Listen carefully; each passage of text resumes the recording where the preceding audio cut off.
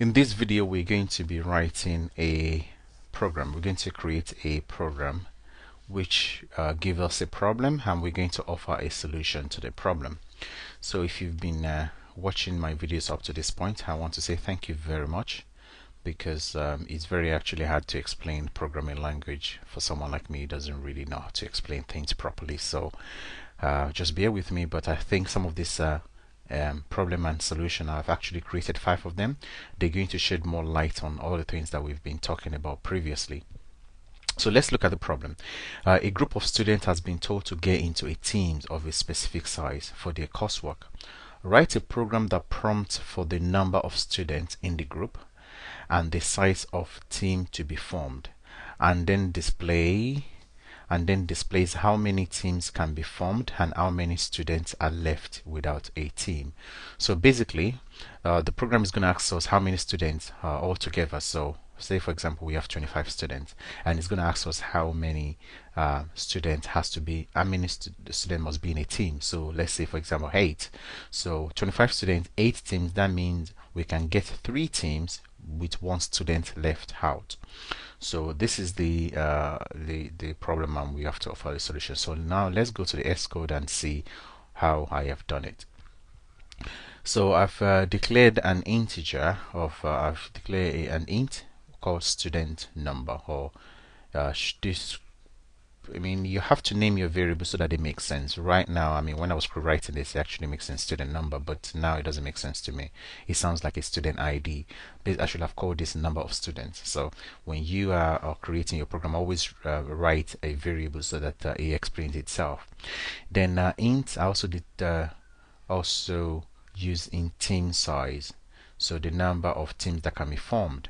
So as you can see that we can only use integer or short or long. Here we cannot use anything like double or float because we're dealing with human being. We cannot get 1.5 students. We can only have 1 or 2 or 3 whole number. So then I also declare 2 other variables: the number of teams that can be formed and the student left.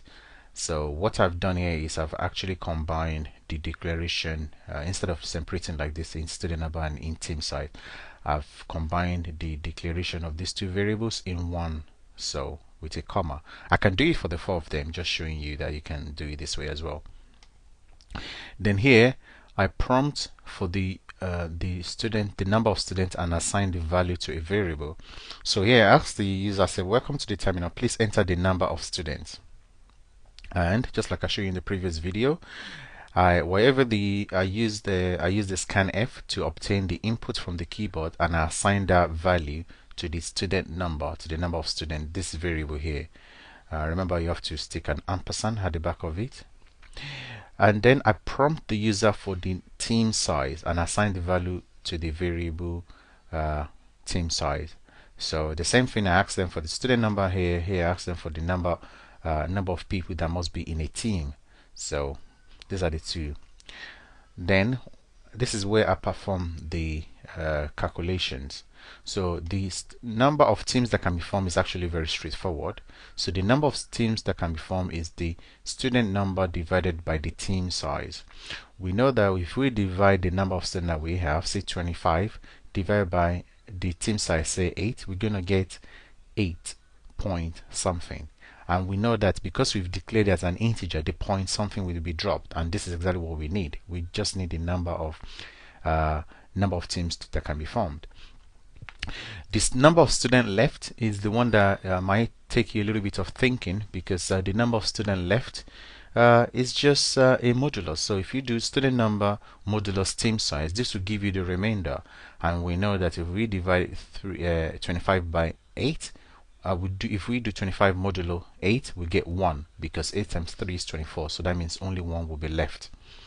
So this is where I use the if statement, and the reason why I use the if statement here is because I want to make sure, and this is why you have to be thinking as a programmer, you have to make sure that what you're asking the user to enter actually is what you're expecting, because you can't always trust the people always make an error. So that's why your program must perform a check. So I'm using the if statement here to make sure that the team size is less than the student number. So what I've done is I said if the team size, the number of team here, is greater than the student number, then you have to say error. The number of students is less than the team. So because it's not possible to have 3 students and you want to form a team of 8, it's not possible. So you have to make sure that the number of students is greater than the team size. That's why I'm using this if statement to check. So if this happens, then you get an error. Otherwise, then the message would be it's going to tell you there are possible. I use this percentage high as a placeholder for these variables, just like I've shown you in the previous video that you can do that. So there are possible number of teams to be formed and number of students will be left without a team. So let's run this and you will see how this works. So if I run the program, it say welcome to the terminal, please enter the number of students, let's say 25 as we've been using example, and then it said please enter the size of the team, so let's say 8, and here it said there are 3 possible number of teams to be formed and 1 student will be left without a team. So let's run that again. Let's say number of students, please enter number of students, we say 50, and please enter the same size. We say 7 times 7 is 49. Now let's say 6 times 8 is okay. So we get there are 8 possible number of teams to be formed because 8 times 6 is 48, and then 2 students will be left without a team. So let's run it one more time. Let's say we have 1000 students and enter the size of the team, let's say 85. So we have there are 11 possible numbers of teams to be formed and 65 students will be left without a team. So you get the idea.